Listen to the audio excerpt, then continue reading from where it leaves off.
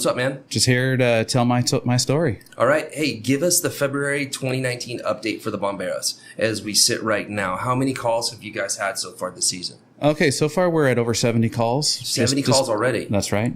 Just barely a month into the new year. We're taking on, we about double our calls every year so far.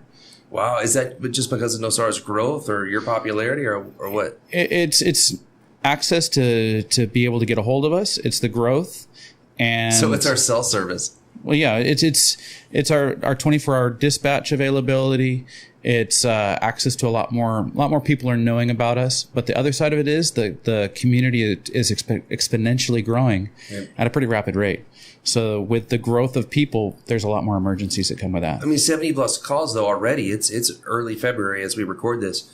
What kind of calls are you getting? Like what types? Well, our calls are very widely ranged. You know, we can have fires, that meaning house fire, car fire, jungle fire, electrical fire from transformers exploding. Okay. That could be, then we go into medical emergencies and rescue. All right. It's where we respond to vehicle accidents on the road, which there's many of. We'll respond to, as a first response to medical emergencies when the other agencies are not available to go. We'll go and we'll secure the situation and coordinate transport. Okay. And then there's a lot of animal control. What kind of animals are you talking about? Well, we could be catching a crocodile in your pool or getting a hive of killer bees out of your attic, viper in your front lawn. It could be a lot of different things. A dog bite. We can respond to any of those types of things. So basically any kind of animal. That's correct. All right. So you guys have been extremely busy between animal relocations, rescue calls, putting out fires, and all the things that you do right now. You've had 70 plus calls already this year. How are you going to keep up this pace for the remainder of the season? Well, the truth of it is that right now, I don't even know how we're going to keep the lights on or pay for the fuel to attend to the emergencies at this point. We need everybody to step up and help out. You know, you look at this place, and I love the other organizations that are in this area, and they have a great purpose. But we are the backbone for that purpose. If you don't have a jungle, you can't have the animals in it. If you have all of your trees on the beach, you need somebody to protect them from burning. So you have all these other places that are fantastic and they have a great idea behind them, but you need to back us up fully so that we can take care of them too. I got you. So it's a little bit easier to donate to monkeys and trees and things that are emotionally more appealing than, say, what you guys are up to or what you also do with the Security Association. That's not very much fun to donate towards. That's right. But so what you're saying right now is you guys have run 70 plus calls. Sorry to beat a dead horse, but I'm just digesting this. So you're at 70 plus calls. It's early February. You don't have enough money necessarily to even go for another month, but you're going to pull it off like you always do. But what you're saying is none of it comes from the government. It literally has to come from people here. That's correct. At this point in time, we have not received a single dollar from the government, and we make this work, and we always will make it work. But we need the collaboration from the town and the businesses that are here. What kind of businesses would be most apt to help or in a better position to help you? Hotels, charge an extra $1 a night, or jump on the 1% service tax, whatever you want to do, however you want to do it. There's so many different ways. Property managers. How would that work with the property manager? Property managers, take a second out of your time when you're talking to a client when they're buying a house and be like, you know what? Maybe you could donate 1% of the service to your house, to buying your house. So out of the rentals that come through. The rentals, the actual purchase of the home. There's so many different ways to look at this too. All it would take is 1 second to mention this. And you know what? All you have to say is, you know what? This is kind of like the insurance for your home. These are the people that are going to show up at 4 a.m. when nobody else answers the phone. How many homes do you think that you guys saved last year? In the last year, in 2018, I'd say we've probably saved over 100 homes. No joke. That's a lot of homes. So what you're asking for is the homeowners now to pay attention to that and give back a little bit. That's right. Okay. Is there a minimum donation you're willing to accept? I'll take $1. Okay. Every bit counts, you know. If every person in the town donated $1, we'd be set. Or, if a business came through, I mean, that's a very broad way to look at it, but it's true. I know what you're saying. So the point is you get some of these bigger hotels, maybe the bigger hotels can donate a little bit more. Some do. The Harmony helps out and has been there for us pretty much all the way through. Surf Simply has helped out pretty much all the way through, and there's a few smaller stores. You look at like Nosara Love here on the beach. They donate every month. And they're one of the smaller places in the area. It goes to show that anybody can do it if they choose to. I got you. So what if you don't live in Nosara or you just visit, but you're listening to this and you care about the cost? How could those people give back? Anybody can donate.